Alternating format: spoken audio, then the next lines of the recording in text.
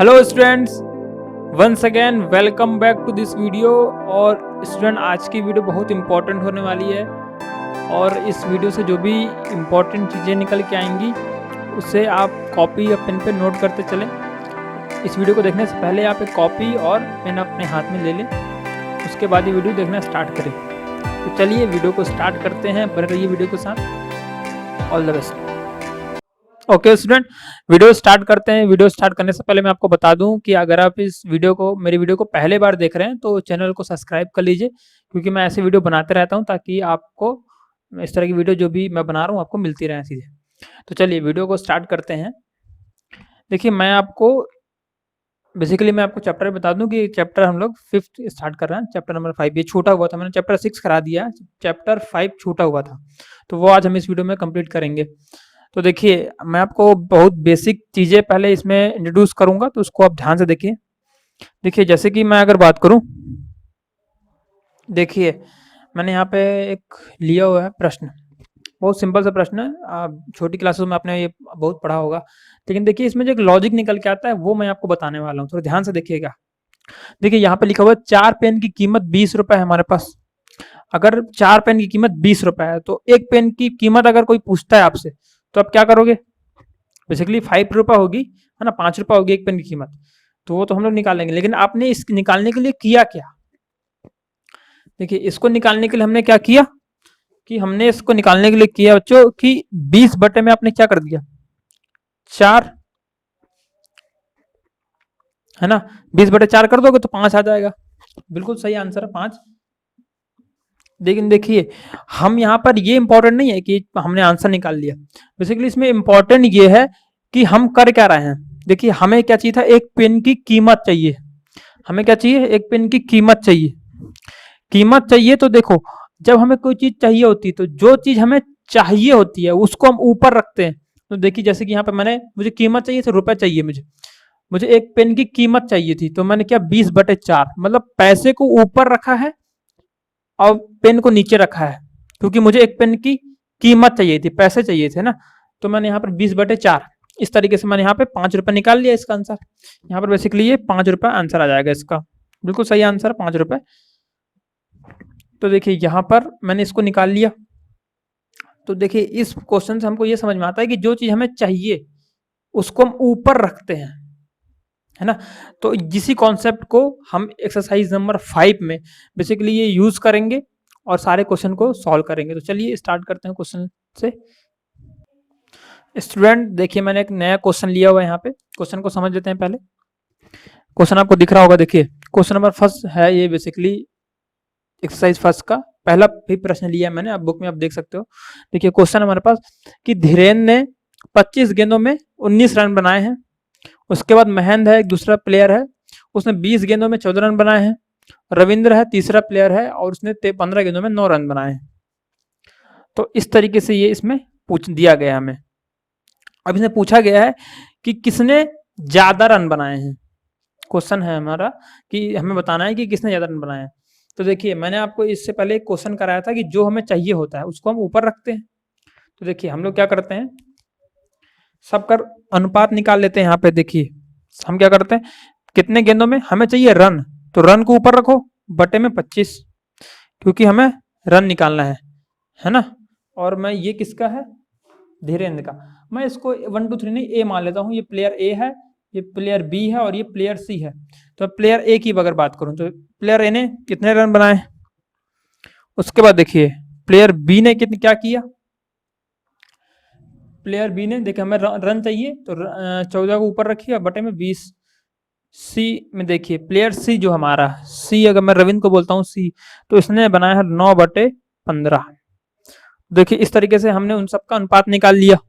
अब देखिए हम क्या करते हैं, अब हम क्या करते हैं कि अनुपात निकालने में थोड़ी हमें समस्या होती है, मतलब भाग देना पड़ेगा। तो हम क्या करते हैं, एक देखिए ये तो अनुपात है, अगर मैं तीनों अनुपात को 100 से गुणा कर दूं प्रतिशत में आ जाएगा कितने, इतने, मतलब कि जो है प्लेयर ए ने इतने परसेंट बनाए, प्लेयर बी ने इतने परसेंट रन बनाए और प्लेयर सी ने इतने परसेंट रन बनाए। तो इसमें क्या करते हैं हम लोग 100 का गुणा करते हैं तीनों में। तो देखिए गुणा कर दीजिए, ये एक अनुपात है इसलिए मैं, है ना, हम ऐसा कर सकते हैं। तो हमारा प्रतिशत आ जाएगा, जो भी इनका जो रनों का स्कोर होगा वो मैच में आ जाएगा। देखिए आप जब इसको करके देखोगे तो मैं आपको करके दिखा देता हूँ। तो देख लीजिए यहाँ पे मैंने इसे सॉल्व कर लिया है। देखिए इसको मैंने 25 से काटा, 25 चौक 100, तो 19 चौको 76 हो जाएगा, 76% रन बनाए। इसको मैंने 20 से काटा तो 20 पंचे 100, तो 14 पंचे 70 होता है। तो यहाँ पर 70% इसके रन बने हैं। प्लेयर बी है, प्लेयर मतलब महेंद्र, और प्लेयर सी है यहाँ पे, इसको इसने रन बनाए थे, तो इसका जो परसेंट आया है वो 60% आया हुआ है। तो आप यहाँ से देख सकते हो कि किसने ज्यादा रन बनाए। यहाँ पर बेसिकली आपको दिख ही रहा होगा कि जो प्लेयर ए है इसको हमने धीरेन्द्र बोला था, तो इसके सबसे ज्यादा रन बनाए हैं। इसने 76% रन बनाए हैं और इसने 70, इसने 60। तो यहाँ से हम इस तरीके से इन प्रश्नों को हल कर सकते हैं और इनका आंसर निकाल सकते हैं। इस क्वेश्चन को नोट कर लीजिए आप। ओके स्टूडेंट देखिए मैंने क्वेश्चन नंबर 2 लिया है इस एक्सरसाइज का। देखिए मैं आपको मेरे पास बुक है, आप देख सकते हो, और मैं क्वेश्चन नंबर 2 जो है मैं पढ़ने जा रहा हूँ अभी। तो क्वेश्चन नंबर पढ़ लेते हैं, क्वेश्चन है क्या। देखिए यहाँ पे क्वेश्चन नंबर है 100 मीटर की दौड़ में राम 12 किलोमीटर प्रति घंटा की गति से दौड़ते हुए श्याम को 5 मीटर पीछे छोड़ जीत लेता है। श्याम की गति कितनी थी? ये क्वेश्चन नंबर हमारे पास 2 था। तो चलिए इसका एक्सप्लेनेशन हमने क्वेश्चन पढ़ लिया, अब इसको समझ भी लेते हैं हम लोग, है ना। चलिए स्टार्ट करते हैं। देखिए मैंने यहाँ पे एक डायग्राम बनाया हुआ है, ये आप देख रहे हो यहाँ से लेके यहाँ तक ये 100 मीटर का मैंने एक मैदान बनाया हुआ है यहाँ पे, है ना। यहाँ पे एक 100 मीटर का मैदान है, और देखिए ये राम है हमारे पास और ये श्याम। इनका जो स्टार्टिंग पॉइंट है, रेस यहाँ से शुरू हुई है और रेस यहाँ पे खत्म हो गई है बी पे जाके, मतलब 100 मीटर पूरा कंप्लीट हो गया है। तो देखिए क्वेश्चन में कहा गया है कि राम जो है श्याम को 5 मीटर पहले से, मतलब 5 मीटर पहले जीत जाता है, मतलब 5 मीटर से उसको हरा देता है, कहने का मतलब, है ना। क्वेश्चन यही तो कहा गया है कि वो जो 5 मीटर पहले मतलब उससे पहुंच जाता है और उसको हरा देता है, 5 मीटर पहले ही हरा देता है। तो मतलब वो बी पे पहुंच जाता है, लेकिन श्याम जो है वो 5 मीटर दूर ही था। 100 मीटर के रेस में वो 5 मीटर पहले उसे हरा देता है। तो देखिए इस चीज को आपने पढ़ ली होगी, और एक नज़र हम इनकी स्पीड पे भी देख लेते हैं कि इनकी स्पीड क्या क्या है। इनकी स्पीड जिसमें दी गई है 12 किलोमीटर प्रति घंटा की स्पीड दी गई है। राम की स्पीड, राम जो है दौड़ता है वो, उसकी स्पीड मैं कुछ ऐस मान लेता हूँ, और ये दी हुई है 12 किलोमीटर प्रति घंटा, मतलब पर हार की स्पीड, उसकी स्पीड ये रही। वो बेसिकली है 12 किलोमीटर पर हार, मतलब 12 किलोमीटर की स्पीड से दौड़ता है। इसमें क्वेश्चन में पूछा गया है कि तो शाम की, तो हमें बतानी है इस क्वेश्चन में कि शाम की स्पीड कितनी होगी। तो चलिए शाम की स्पीड देख लेते हैं। अब मुझे शाम की स्पीड निकालनी है, तो मैं उसको कुछ मुझे कुछ मानना पड़ेगा। मैं कुछ मान लेता हूँ, एस होगी स्पीड उसकी, या कुछ S1 मान लेता हूँ। मैंने ऐसे इसको मान लिया, तो S1 में इसको मान लेता हूँ, है ना, कि राम की जो स्पीड थी वो S थी, तो उसको हमें वैल्यू दी गई है 12 किलोमीटर पर हार, और इसकी हमें निकालनी है, तो इसको मैं मान लेता हूँ S1। ये हमको निकालनी है S1। अच्छा चलिए अब हम स्टार्ट करते हैं क्वेश्चन। अब जब दूरी और समय की बात आई है, तो आपको पता ही होता है कि दूरी बराबर क्या होता है। दूरी बराबर होता है चाल गुणे समय, चाल गुणे समय। तो चलिए इसे हम निकाल लेते हैं। देखिए अगर मैं इसकी बात करूं राम की, अगर मैं पहले की बात करूं, तो यहाँ पर मैं बीच में से 2 लाइन खींच लेता हूं। इधर मैं राम की स्पीड के बारे में देखूंगा, इधर श्याम की स्पीड। तो देखिए राम की स्पीड क्या दी हुई है, तो राम कितनी दूरी तय करता है, राम दूरी तय करता है 100 मीटर की दूरी। तो 100 बराबर में कितने टाइम में हमें चाल पता है उसकी 12 किलोमीटर पर हार, गुणे में समय कितना लगेगा, वो हम टी निकाल लेंगे यहाँ से। ये टी हम यहाँ से निकाल लेंगे, तो टी निकाल लेते हैं। चलिए हम लोग यहाँ से, तो T is equal to 100 upon में 12, तो मतलब 100/12। देखिए ये निकल आया हमारे पास टाइम। ये था हमारे पास राम के बारे में। अब देखिए शाम के बारे में देखते हैं। अब देखिए हम लोग क्या करते हैं, देखिए लेकिन एक बात आप समझिए इसमें, जो इसमें बात में कही गई है कि जितने समय में राम 100 मीटर चल जाता है, राम ए से कहाँ पहुंचता है, बी में। राम पहुंचता है टी, अगर मैं मानता हूं ये टी टाइम में, है ना, 12/12 100/12 जो ये समय निकला है हमारे पास, इस समय में राम जो है ए से बी तक पहुंच जाता है। बेसिकली वो क्या करता है, ए से चलता है बी तक पहुंच जाता है, कितने में, कितने टाइम में, 100/12 सेकंड में, सेकंड में ही है, मतलब हार में बोलोगे तो घंटे में, इतने घंटे में वो या ए से बी पहुंच जाता है। लेकिन देखिए राम तो पहुंच गया ए से लेके बी में, लेकिन श्याम अभी भी कहाँ पे है, श्याम अभी तक चल के उतने ही टाइम में श्याम पहुंच पाया है यहाँ तक। देखिए ये पूरा पूरा रेस का मैदान है, दोनों के लिए सेम ग्राउंड होगा, तो मैंने भले अलग अलग बनाया है पर समझ रहे होंगे कि ये एक ही है। तो ये कितना हो जाएगा हमारे पास, इतना, ये हो जाएगा 95 मीटर, क्योंकि 5 मीटर तो वो पहुंचा ही नहीं, उससे पहले वो जीत गया। तो देखिए 95 मीटर में ये मतलब कि देखिए अगर मैं बोलूँ कि टी टाइम में ये यहाँ से ए से लेके बी पर पहुंच गया, तो ये श्याम कहाँ तक पहुंचा, ए से लेके वो 95 मीटर ही चल पाया है अभी तक। तो इसके लिए अगर मैं दूरी का फॉर्मूला लगाता हूं तो क्या बोल लिखूंगा मैं यहाँ पर 95, इसकी चाल मैंने मानी है S1, तो मैं S1 लिख देता हूँ गुणे, अब देखिए जितना टाइम इसको लगा था यहां से यहां आने में, वो उतना ही टाइम में ये श्याम जो है यहां से यहां तक पहुंच पाया है। इसको मैं कुछ पॉइंट मान लेता हूं C, तो मतलब ए से सी में कितना टाइम लगेगा इसको श्याम को, जितना राम जो है ए से बी में पहुंच गया है ना, तो टाइम सेम है उनका।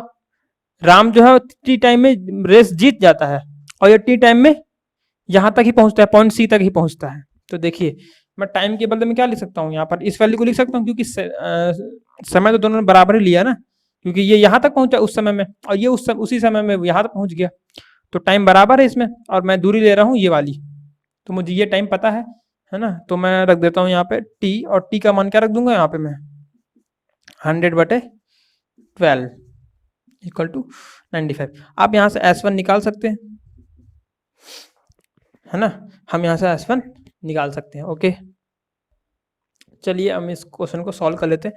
टी की वैल्यू हम यहाँ रख देंगे, टी का मान हम रखेंगे यहाँ पर, टी का मान रखेंगे 100/12 और 95, और देखिए यहाँ से हमारा S1 निकल के आ जाएगा। मैं इसको 75 कर रहा हूँ, देख रहे हो ये बटे में है तो गुणा में चला जाएगा, इतना तो आप समझते ही होंगे, तो मैं सारा कुछ बता नहीं रहा इसमें, बटे में 100।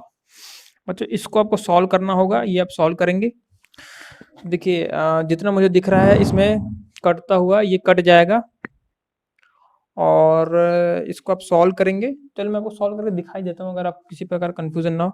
देखिए यहाँ पे दिया हुआ है अपॉन में 100 है, तो पहले से इसको आप 2 से काट दीजिए, तो 6 और ये 50, फिर आप 2 से काटोगे तो 3 और ये 25, फिर 5×25, 5 से कम 5, 5 9 45, तो ये आ गया 19 दिया 57/5। अगर आपको दिक्कत हो रही है तो मैं यहाँ पे भी लिख सकता हूँ इसको, तो S1 इक्वल टू आ गया 57/5। इसको आप काटोगे तो ये कुछ आ जाएगा 11.4, और ये स्पीड है इसलिए किलोमीटर स्पीड दी गई है हमारे किलोमीटर पर हार में, तो ये इतने किलोमीटर पर हार की स्पीड में चल रहा था, है ना। तो देख सकते हो आप यहाँ पर 11.4 किलोमीटर पर हार की स्पीड से ये चल रहा था। अब देखिए ये चल रहा था 12 किलोमीटर पर हार की स्पीड से, इसलिए ये ए से लेके बी में पहुंच गया उतने ही टाइम में, और ये जो है श्याम वो ए से लेके सी तक ही पहुंच पाया, क्योंकि इसकी स्पीड है थोड़ी कम है, 12 से 11.4 किलोमीटर पर हार है, और इसकी स्पीड थोड़ी ज्यादा है 12 किलोमीटर पर हार, इसलिए ए से लेके बी में पहुंच गया और ए से लेके सी तक ही पहुंच पाया। तो स्टूडेंट ये यहाँ पर पूरा कंप्लीट हमारे पास क्वेश्चन हो जाता है, तो इस क्वेश्चन को नोट कर लीजिए। अगर क्वेश्चन में कोई प्रॉब्लम है तो आप वीडियो को रिवर्स करिए, फिर से देख सकते हो। बाकी हमारा यहाँ पे पूरा क्वेश्चन कंप्लीट हो जाता है।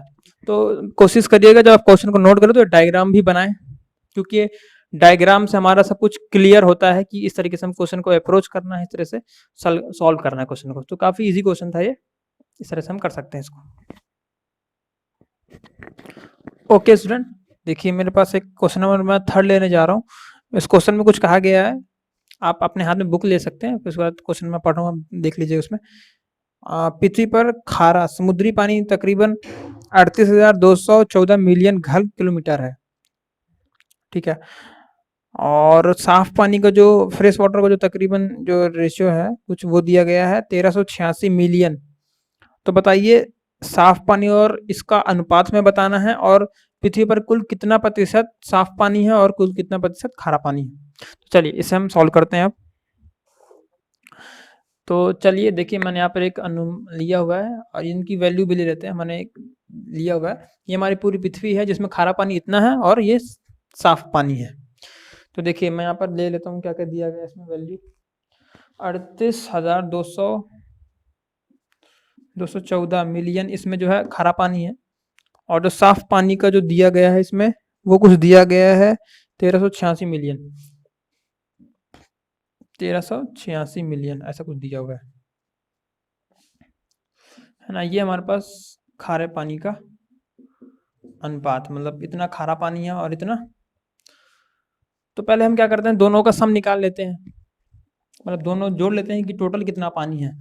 तो हम लोग क्या करते हैं, 1300 मतलब कि 38,214 और ये 1386, अगर मैं इसको जोड़ूं तो कुछ 10 है ना, 5 और 1 6 9, और ये कुछ इतना पानी आ रहा है हमारे पास टोटल।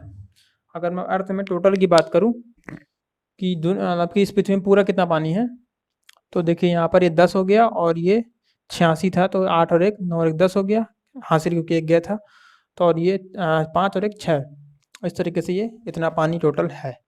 देखिए अगर हमें क्या करना है कि पृथ्वी पे कितना पानी है, अगर वो निकालना है, देखिए तो मैं क्या करूँगा, पहला तरीका कि 1386 बटे मतलब कि साफ पानी बटे टोटल पानी, मतलब जो पूरा पानी है, खारा प्लस मीठा, मतलब जो भी पीने लायक पानी, साफ पानी प्लस खारा पानी, तो वो है 34। अभी हमने यहाँ से निकाला है 39,600 मिलियन। देखिए अगर मुझे प्रतिशत निकालना है तो मैं 100 से गुणा कर देता हूँ। इससे जो भी आंसर आएगा आपका, वो आपका ये किसका निकल आएगा, ऊपर हमने रखा है साफ पानी, तो साफ पानी का प्रतिशत निकल आएगा, क्योंकि हमने ऊपर रखा है जो हमें चाहिए। देखो ऊपर मैंने रखा है साफ पानी को, तो साफ पानी का प्रतिशत निकल आएगा। तो किसका प्रतिशत होगा ये हमारे पास साफ पानी का प्रतिशत होगा। इससे जो भी आंसर आ जाएगा, आप चाहो तो इसको कैलकुलेटर का भी इस्तेमाल कर सकते हो, है ना। आप कैलकुलेटर से भी कर सकते हो, क्योंकि काफ़ी लंबी डिजिट दिख रही है मुझे, तो टाइम लगेगा। मैं ये करके नहीं दिखा रहा हूँ आपको, आप चाहो तो कंप्यूटर यूज़ कर सकते हो, मतलब कैलकुलेटर का यूज़ कर सकते हो, और चाहो तो सॉल्व भी कर सकते हो। बेसिकली मैं रेफर करूँगा कि आप लोग क्वेश्चन को सॉल्व करें बैठ के, मैं इसको सॉल्व नहीं कर रहा हूँ, आपके लिए छोड़ रहा हूँ ये। और सेकेंड में आप देखोगे कि आपको चाहिए खारा पानी का प्रतिशत, तो आप क्या करो, खारा पानी के लिए खारा पानी इतना है जो हमें खारा पानी का प्रतिशत चाहिए, तो बट्टे में टोटल पानी इनटू में 100, क्योंकि मुझे उसका प्रतिशत निकालना है, प्रतिशत निकालने के लिए 100 से गुणा कर देते हैं। तो चलिए ठीक है, अब मुझे इन दोनों का अनुपात भी निकालना है, खारा पानी का और, है ना, तो उसको आप निकाल सकते हो। खारा पानी कितना है, 1386 बटे में 3800 ये 14, इतना आपके पास अनुपात निकल गया। ये साफ पानी का और ये खारा पानी का अनुपात। ये पहला क्वेश्चन जो पूछा गया था उसमें पहली लाइन पे पढ़ोगे तो आपको ये मिलेगा। इससे जो आंसर आएगा वो पहले का आंसर होगा, फिर दूसरे का, तीसरे का आंसर होगा। तो इस तरीके से इस क्वेश्चन का हमारे पास आंसर निकल आता है। मैं इसे सॉल्व करके नहीं दिखा रहा हूँ, फालतू टाइम वेस्ट होगा, इसलिए आप इसको चाहो तो कैलकुलेटर से भी सॉल्व कर सकते हो, और मैं रिफर करूंगा कि आप खुद से ही पेन से सॉल्व करें। तो चलिए अगले क्वेश्चन की तरफ बढ़ते हैं। ओके स्टूडेंट देखिए क्वेश्चन नंबर मैंने 4th लिया हुआ है यहाँ पे, अभी क्वेश्चन नंबर 4 है। अच्छा देखिए क्वेश्चन नंबर 4 पहले पढ़ लेते हैं, मेरे पास बुक है और मैं इसे पढ़ लेता हूँ, है ना। और आप भी बुक लेके बैठिए ताकि आपको क्वेश्चन आपको बुक सामने हो और आपके यहाँ सोल्यूशन आपको यहाँ वीडियो द्वारा आप देखते रहिए। तो चलिए देखिए क्वेश्चन में लिखा गया है कि गायत्री एक खेत के धान की फसल को 12 दिन में काट लेती है, उसी फसल को महज 9 दिन में काटता है। अगर वो दोनों मिल जाएं तो उस फसल को कितने दिन में काट लेंगे। देखिए यहाँ पर बात की गई है कि कोई एक खेत है, उसी खेत की फसल को काटना है। देखिए ये कोई ना कोई एक काम के बारे में बोला गया है ना, खेत काटना मतलब कोई काम ही है। तो चलिए हम इसको अब सॉल्व करते हैं। देखिए इसमें कहा गया है कि एक खेत की फसल उसे काटनी है, मतलब एक काम को करने में गायत्री को जो टाइम लगता है वो है कुछ, मैं आपको बता देता हूँ। हाँ देखिए इसमें बोला गया है कि एक खेत की फसल को गायत्री को जो टाइम लगता है वो 12 दिन में काट लेती है, और महेश को उसी फसल को काटने के लिए 9 दिन में काट लेता है, मतलब महेश थोड़ा जल्दी काम कर लेता है उसमें। अच्छा पर देखिए कोई एक काम है, गायत्री उसको करती है 12 दिन में, दूसरा एक काम है महेश, दूसरा एक आदमी है महेश, वो उसी को काम करता है 9 दिन में कर लेता है। ठीक है ना, यही दिया गया है इसमें। तो देखिए हम हमें निकालना है कि वो दोनों अगर मिल जाएं तो वो उस खेत को कितने दिन में काट लेंगे, है ना। तो देखिए यहाँ पर एक काम को गायत्री करती है 12 दिन में, एक काम को महेश, उसी काम को महेश करता है 9 दिन में। तो देखिए हम क्या करते हैं, पहले इनमें से हम लोग निकाल लेते हैं कि ये दोनों मिलकर मतलब कि ये एक दिन में कितना काम करते हैं, है ना। इसी से तो तय होगा कि दोनों मिलकर कितने दिन काम करेंगे। हम लोग पहले क्या निकालते हैं, देखिए ध्यान दीजिए इसमें, हम लोग पहले निकाल रहे हैं कि एक दिन में कितना काम करते हैं। तो देखिए मैंने यहाँ पे लिया हुआ है, गायत्री एक दिन में कितना काम करती है ना। और मैंने आपको पहले भी बताया इसके बारे में कि जो हमें चाहिए होता है उसको ऊपर रखा जाता है। तो देखिए एक काम गायत्री गायत्री जो है एक काम 12 दिन में पूरा करती है ना। ठीक, तो गायत्री जो है एक काम 12 दिनों में पूरा करती है, तो एक दिन में कितना काम करेगी। अब देखिए हमें एक दिन में कितना काम चाहिए, और गायत्री जो है एक दिन में 12 मतलब कि एक काम को 12 दिन में पूरा करती है। तो देखिए वो एक दिन में कितना काम करेगी, कैसे निकालेंगे कि देखिए कि काम हो गया, हमें चाहिए काम, हमें चाहिए काम, तो काम को ऊपर रखिए और दिन को नीचे रखिए, तो ये देखिए ये इतना काम निकल आया हमारे पास। ये गायत्री का एक दिन का काम है ना। आप समझ रहे होंगे ये काम है, आप देख रहे होंगे ये जो एक है वो काम है और नीचे में दिन दिया गया है। ठीक है, तो जो है वो एक दिन में कितना काम करेगा, है ना। ये 12 दिन में मतलब वो एक काम को 12 दिन में करती है, तो एक दिन में कितना काम करती है, 1/12। हमें काम चाहिए इसलिए काम को मैंने ऊपर रखा है और 12 को नीचे। इसी प्रकार महेश महेश जो है उसी काम को कितने दिन में पूरा करता है, वो 9 दिन में करता है। तो मैं बोलूं कि महेश एक दिन में कितना काम करता है, फिर अगर मैं ये निकालना चाहूँ तो मैं क्या करूंगा, मुझे काम चाहिए तो मैं क्या करूंगा, महेश जो है एक काम को 9 दिन में करता है, तो एक दिन में कितना काम करता है निकालने क्या करेंगे कि काम चाहिए हमें, तो एक काम को ऊपर रखेंगे, है ना। तो क्या करेंगे आप 1/9 करेंगे। उसमें अब पता चल गया होगा आपको कि एक जो है ये काम है और यहाँ पर ये 9 दिन है। तो जो हमें चाहिए होता है ना, वहां पर निकालना काफी आसान था, वीडियो के फर्स्ट में मैंने जो बताया था वहां पर निकालना काफी आसान था, लेकिन यहाँ पे आपको थोड़ा सोचना पड़ता है क्या ना। हमें जो चाहिए, हमें काम चाहिए तो हम काम को ऊपर रखेंगे और नीचे में दिन रखेंगे, है ना। कई लोग 1/19 की 1/9 की जगह 9/1 भी कर सकते हैं, है ना, लेकिन वो गलत होगा क्योंकि हमें काम चाहिए तो हम काम को ऊपर रखेंगे और दिन को नीचे रखेंगे। तो इस तरीके से हमने ये एक दिन का काम निकाल लिया। तो अब हम क्या करें, अब हम क्या करते हैं तो हम अब निकालते हैं कि ये मतलब कि गायत्री और महेश दोनों मिलकर एक दिन में कितना काम करते हैं, है ना। अगर मैं बोलूं कि ये दो है काम किया इन्होंने एक दिन में 1/12 काम किया इन्होंने, गायत्री ने और महेश ने काम किया 1/9, तो ये दोनों मिलकर अब हम ये निकालने जा रहे हैं कि दोनों मिलकर एक हफ्ते में कितना मतलब एक दिन में कितना काम करते हैं, मतलब दोनों को जोड़ना पड़ेगा। देख सकते हो आप इधर, तो मैंने यहाँ पर लिख लिया है कि गायत्री और महेश एक दिन में कितना काम करेंगे दोनों मिलकर। देखिए गायत्री काम करती है 1/12, तो 1/12 इसको जोड़ दीजिए ये, और हमें दोनों का निकालना है एक साथ।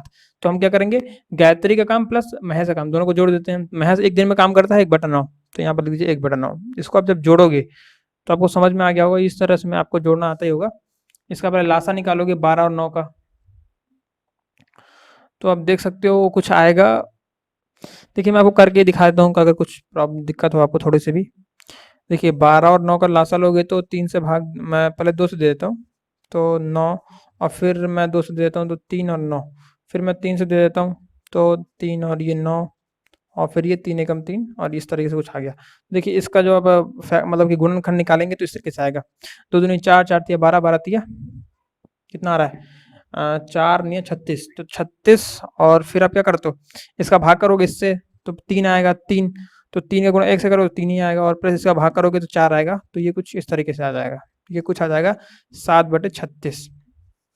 ये स्टूडेंट ये जो है वो एक दिन का काम है, मतलब कि गायत्री और महेश एक दिन में कितना काम करते हैं। तो मैंने क्या करा, पहले दिन की महेश जितना काम किया और गायत्री ने जितना काम किया उन दोनों को मैंने जोड़ दिया, तो मुझे ये नहीं मिल गया कि दोनों मिलकर एक दिन में इतना काम करते हैं। अब देखिए अब हम यहाँ तक आप नोट कर लीजिए, इसके बाद फिर मैं मिटाने वाला हूँ ये सब बेसिकली, है ना।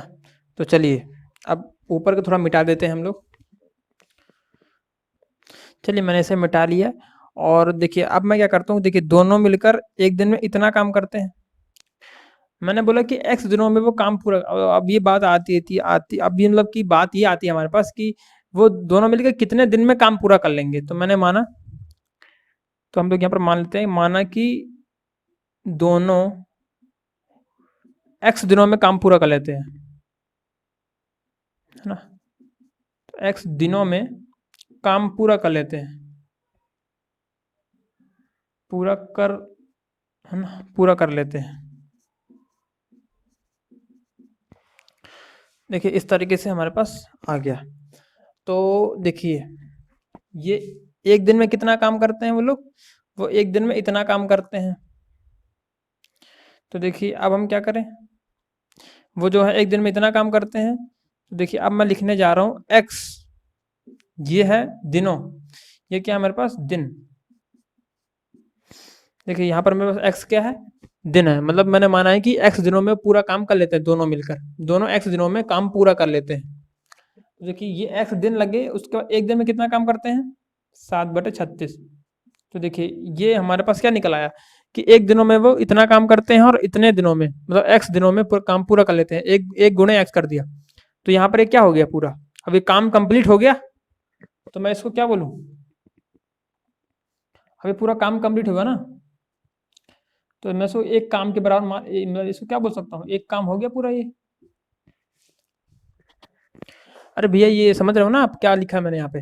देखिए ये एक्स, मैंने बोला कि एक्स दिनों में काम पूरा कंप्लीट हो जाता है, और ये एक दिन की, मतलब वो एक दिन में इतना काम करते हैं, तो इतना काम गुणे एक्स, एक दिन का काम और गुणे एक्स, मतलब एक्स दिन है, तो ये पूरा काम हो गया। तो यहाँ पर क्या आ गया, एक एक दिन का मतलब वो जो काम होना था वो आ गया ना, एक एक काम जो भी है ना, तो वो एक के बराबर होगा, क्योंकि इतने दिन में वो पूरा एक काम कर लेते हैं पूरा, है ना। आपने देखा था कि ये काम था यहाँ पे, तो आप देखो यहाँ पे अगर आप x का मान निकालना चाहो तो क्या हो जाएगा, यहाँ पर एक है तो ये बटे में है तो गुणा में चला जाएगा, 1/36 बटे में 7।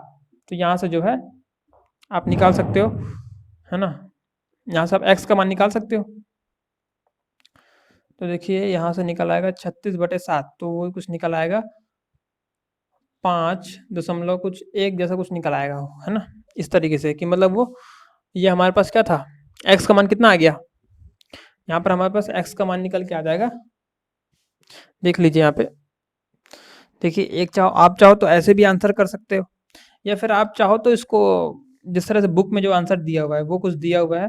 देखिए अगर आप इसको 7 से भाग करते हो, यहाँ पर मैं आपको सब कुछ क्लैरिटी देना चाहता हूँ, इसलिए मैं वो करके दिखा देता हूँ कि 7×5 = 35 होगा और बचेगा 1, यहाँ पर 1 बच जाएगा हमारे पास। तो ये जो 1 बचा है इसको आप कैसे लिख सकते हो, इसको चाहो तो लिख सकते हो आप, जो 5 होता है वो बटे चले जाता है बटे में, और जो यहाँ पे होता है जो शेषफल बचता है वो, है ना, ये कुछ इस तरीके से आ जाएगा, क्योंकि शेषफल 1 बचा था तो 1/5 इंटू, तो 5 सही 7 सही 1/5, मतलब 7×5 = 35, 35 हो जाएगा 36, 36/5, ये तो आपको आता ही होगा।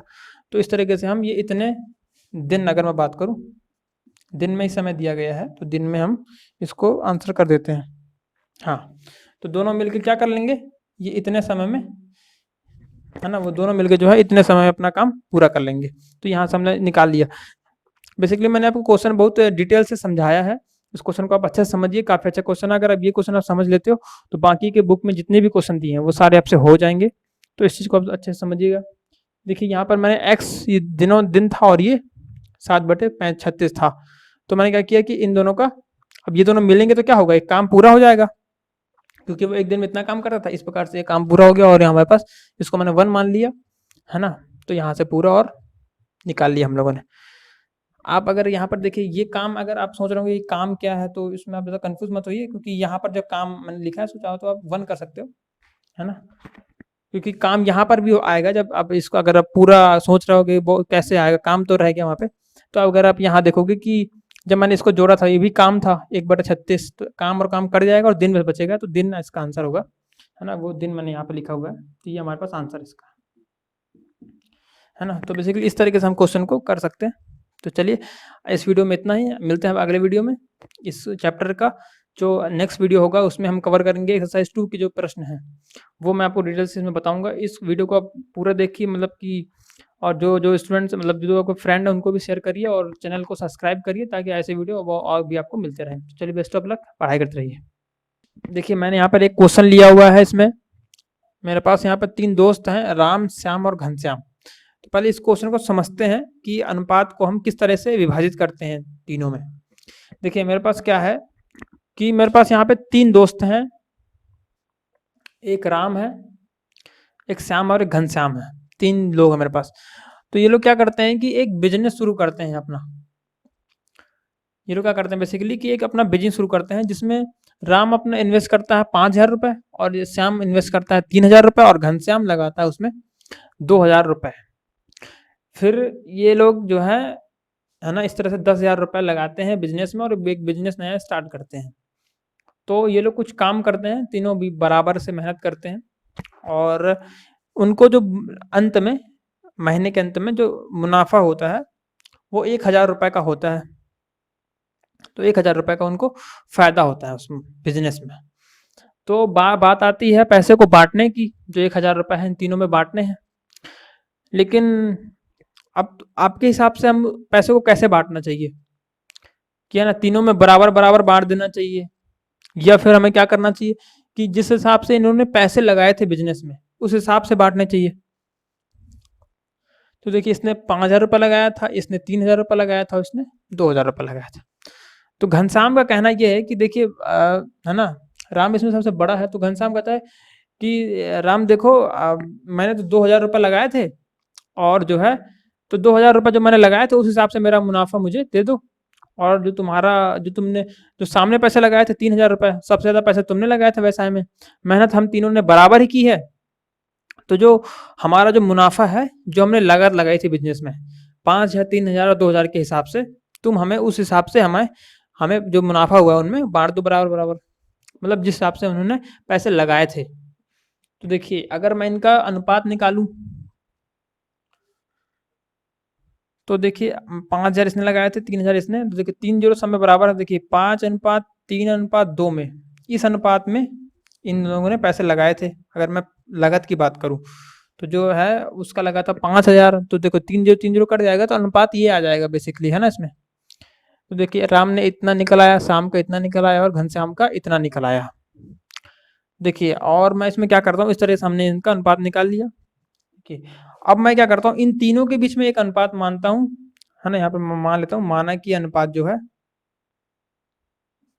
कि किस अनुपात से सबको पैसे बंटने चाहिए, वो अनुपात मैं मान लेता हूँ। देखिए तो माना कि अनुपात जो है के है, कुछ के मान लेता हूँ मैं।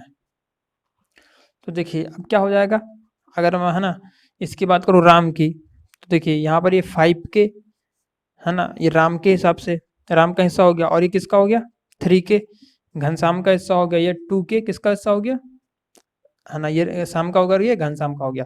अब ये तीनों हिस्से हो गए और ये इन तीनों का योग दिया है वो 1,000 दिया हुआ है ना। देखिए अब हमने क्या किया कि जिस अनुपात से उन्होंने पैसे लगाए थे बिजनेस में, उसी अनुपात के आधार पे हमने एक अनुपात माना है के, और 5K, 3K, 2K is equal to यहाँ पर ये 1,000 के, मतलब 1,000 रुपए जो भी है।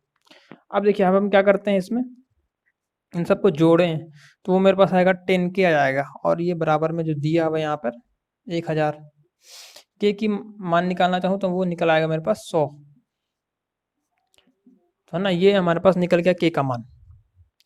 ठीक है, देखो भैया ये मेरे पास के का मान निकल गया। अच्छा अब मैं क्या करूँगा, अब देखिए मेरे पास अनुपात निकल आया, जो भी मैं अनुपात माना था मैंने, है ना, ये 3:2:5:3:2, उसको मैं क्या करता हूँ, अब इसे बांट देता हूँ बराबर बराबर। मतलब क्या था, राम का हिस्सा था 5K और श्याम का था 3K और ये घनश्याम का था 2K। तो देखिए के का मान कितना है 100, तो राम का आ गया के का मान है 100, तो रख देता हूँ इसमें इसमें इसका हिस्सा आ गया 500, है ना, इसका कितना आ गया 500, है ना। आप देख सकते हो यहाँ पे ये मान इसका हिस्सा आ गया यहाँ पर 500, आपको दिख रहा होगा, मैं बोल भी रहा हूँ फिलहाल। खैर अब देखिए इसमें मैं वैल्यू रख देता हूँ 3 में, 100 के का मान 100 है, तो इसका हिस्सा आ गया 300, और जब मैं घनश्याम की बारी आएगी तो 100 का जब रखूंगा इसमें वैल्यू तो इसमें आ जाएगी 200। तो देखिए ये बराबर बराबर हिस्सा सबका आ गया। पहला कौन है 5K वाला, घनश्याम मतलब सॉरी राम है। तो 5K देखिए 5K उसका आया है राम का 500 रुपये, ये शाम का 300 रुपये, घनश्याम का 200 रुपये। तो जिस हिसाब से उन्होंने पैसे लगाए थे बिजनेस में, क्योंकि तीनों ने बराबर से ही मेहनत करी थी, तो उनकी जो लागत लगी थी उस हिसाब से उन्हें मुनाफा यहाँ पर हमने बांट दिया कि जो 500 रुपये किसको मिलेंगे, राम को, 300 रुपये किसको मिलेंगे, शाम को, और घनश्याम ने कम पैसे लगाए थे इसलिए उसे 200 रुपये मिलेंगे। तो इस तरीके से उनका मुनाफा जो है यहाँ पर बढ़ जाता है। तो इस तरीके से भी हम क्वेश्चन को हल करते हैं। इस क्वेश्चन में आप समझ सकते हो वीडियो में, तो इसे आप प्रॉपर नोट कर लीजिए। फिर हम नेक्स्ट क्वेश्चन की तरफ चलते हैं।